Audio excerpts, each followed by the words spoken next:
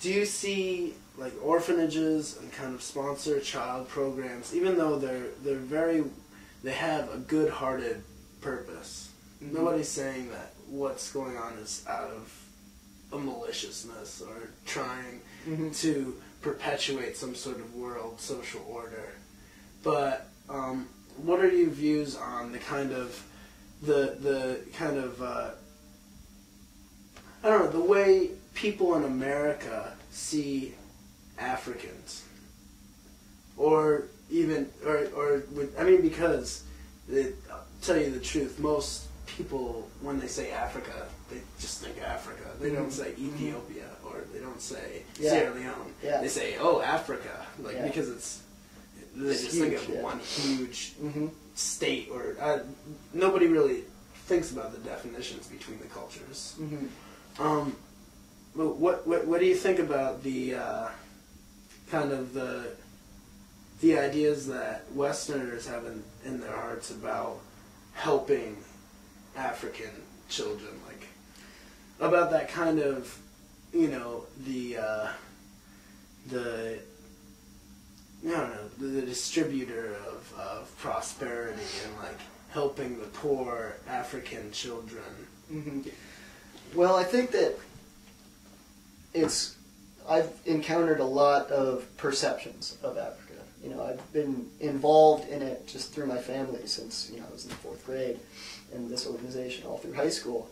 And you get a lot of different perceptions. One of the ones that to me is the most dangerous and to me is the most, you know, dangerous, I suppose, and upsetting is this whole idea that Africa is hopeless, or like Africans did this to themselves, or, you know, this idea that there's almost like this rhetoric that is kind of like just kind of drilled into you that's kind of like, well, it's a drop in the bucket. You know, you've heard that phrase. It's just kind of like, well, they're, you know, can I say fucked on this? They're screwed, you know, and it's just, you know, whatever you can do. And I think the problem with those programs, or maybe not the problem, but where we aren't looking, is that, you know, it's the same thing with orphanages. Those child sponsorship programs, they're great. I mean, they're really, you know, they've helped numerous children. But what we're looking towards, and what is the key, is that we're trying to correct systematic problems.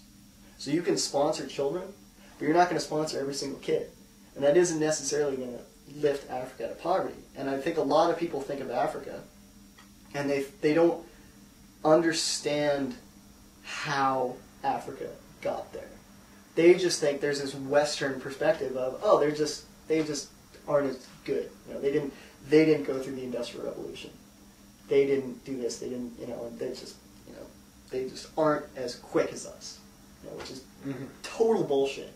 And the thing that, you know, they don't think about is colonialism came in and just systematically uprooted every single institution and implanted these alien institutions. And, you know, these institutions were so weak when, you know, African nations came into being.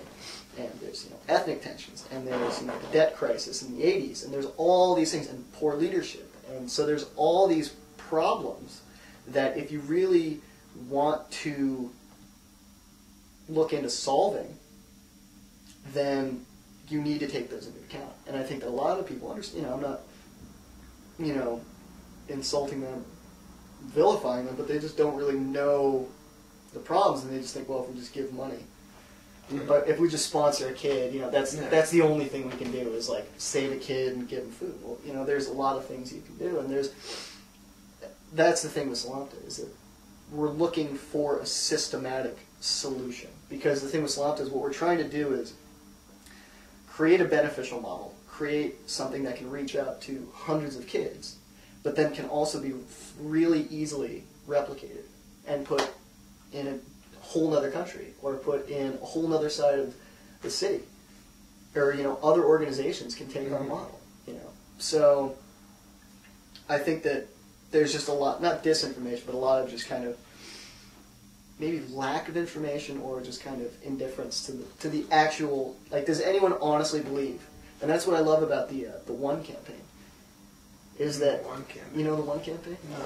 It was started. It's the one with all like the celebrities and like white shirts and like we can, you know. It was started by Jeffrey Sachs, who's an economist. Who's a cool guy. But the thing with the One campaign is they say we can end poverty by 2012, which they're not going to do. But they say that like it takes this problem that you think. Well, the whole idea of ending poverty is kind of a ludicrous one.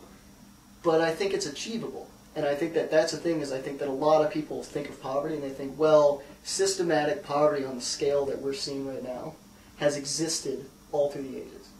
When that's really, I mean, poverty has existed, but nothing like this. You know, where millions of people don't have access to drinking water. Millions of people don't have access to any sort of health or medical facilities. You know, 1.5 million children are homeless on the streets of Ethiopia. And so it's the One campaign, and what we're trying to do is it's trying to conceptualize this problem and say, actually, no, we can do some serious things that can seriously end these problems. They're not maybe not end them, but you know, make it big enough dent. You know, I mean, why is it that countries like South Korea? I was in a lecture today with Professor Adion, and he's from Nigeria, and he said, you know, you take a country like Nigeria, and then you take a country like South Korea. Nigeria is more equipped to be a successful country than South Korea was. Why is it that South Korea is currently modernized and experiencing high levels of growth and equality? Maybe not equality, don't quote me on that, and Nigeria isn't. And not only that, it is possible to help. And so I think that it's basically resolving yourself to saying, this is a problem that can be fixed.